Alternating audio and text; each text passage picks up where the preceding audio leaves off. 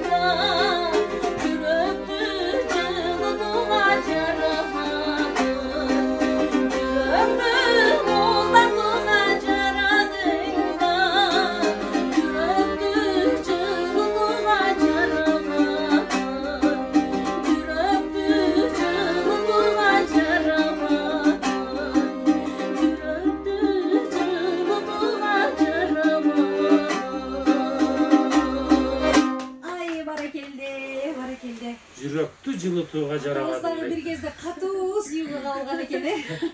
Айттым го, акс таланттардын ок тийбегени жок, бардыгына ок тийген. Суусунан болсо керек, жабасынан. Же өзүңүз айтмакчы, аксынын кыздары кандай сулуу деп калдыңыз, аксынын жигиттери кандай мыкты деп калдыңыз. Балким